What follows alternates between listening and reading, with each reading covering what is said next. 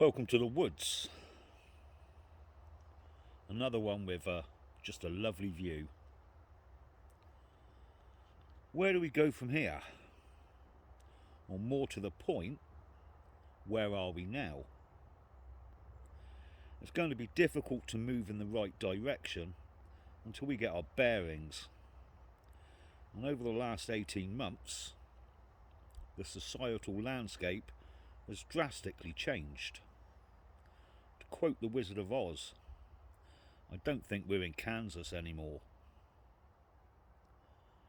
The problems we faced not so long ago, although still there, seem to be of diminishing importance when compared to the technocratic, authoritarian dystopia that approaches with such speed.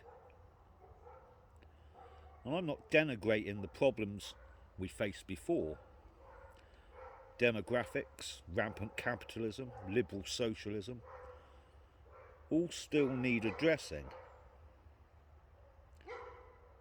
The problem now is that within the approaching technocratic system, any dissent from the mainstream narrative, any move to question or rebut what is being done, will not be tolerated.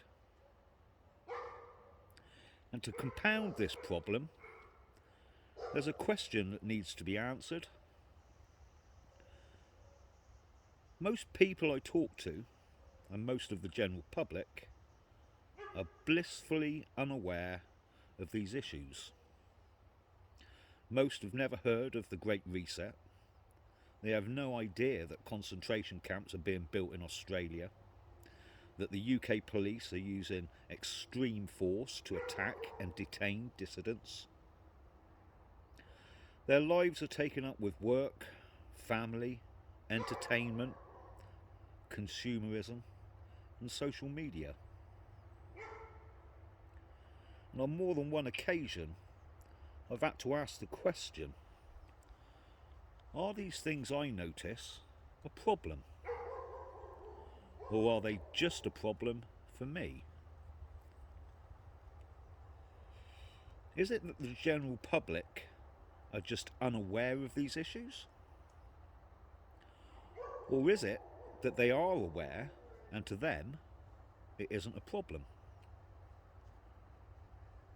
Because if it's the latter, if it is that the majority are fine with the way society is and is going to be, then this would negate those groups or organisations who wish to change things. Because it would seem that you are not changing them for the majority, but simply for yourself. Or do we believe that the majority would be fine under any system imposed upon them, as long as a certain level of comfort is retained? As long as the lights stayed on, as long as Netflix still streamed, and the Uber could drop off a KFC at tea time, as long as these modern necessities were retained, would the majority care if it was awarded to them under communism, fascism, or liberal capitalism? I doubt it. They have shown such compliance over the last 18 months. They have given up freedoms, succumbed to house arrest, seen incomes reduced and businesses lost, and all have complied gladly, many enjoying the whole event, simply glad to follow instructions, take the money, do nothing, and not have to think for themselves. We can look at how this has been achieved through the years of conditioning, the psychological warfare of the last 18 months, with its short, sharp instructions, constantly repeated: stay home, wash hands, save the NHS. We can look at how they tied those instructions to positive affirmations: comply and you save lives, you are a hero, you're saving the NHS. Any negative connotations are saved solely for the selfish individuals who do not comply, thus turning one section of the population against the other. And the agenda moves forward. It has slick infomercials and sanctioned authorities constantly telling you how great it will be, this fourth industrial revolution, this great reset. All our mainstream political parties are on board, and their pretend arguments over piffling insignificances, whilst pushing their collective snouts into the new trough being offered by a new elite. There's money to be made and power to be gained, and all at our expense. And where is our opposition? Is it the million party goers waving glow sticks and waving banners walking around London? A few short years ago, if you'd managed to get 1 million people onto the streets of London, it would have hit the headlines of every paper and be covered by the mainstream news. Nowadays it is merely ignored completely.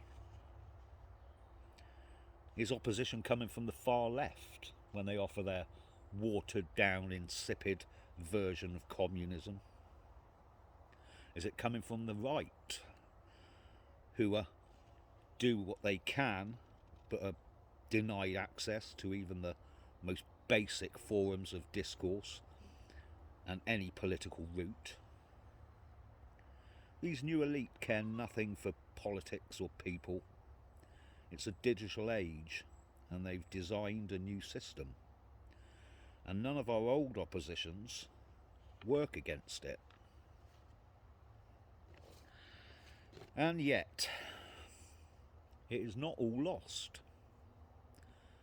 There is light on the horizon. I see honest journalism by Dave Cullen, who for 18 months has produced countless content covering what is going on and where it leads. I see luminaries like Morgoth delving into the philosophical and psychological side of this approaching system. I see Academic Agent putting forward possible plans for future societies. There's Woes and the Reactor Sphere and Bjorn Bull Hansen and 100 others, all slowly moving forwards to a point. Because this is a new enemy. This is a new opponent, and they've arrived here quickly. What's needed is a new opposition, built on a fundamental foundation. If what we face is evil, we combat it with what is good and pure and right. We fight what is ugly and unnatural with beauty and nature. They may have all the power, but we have truth and light. So onward we go. The conversation has started. Where do we go from here? And you are part of the answer. You need to understand that if you are here listening to this, you are the resistance. Your ideas, your input is needed. The future they have planned for humanity is one of unnatural, hellish, controlled existence. And we need to offer an alternative.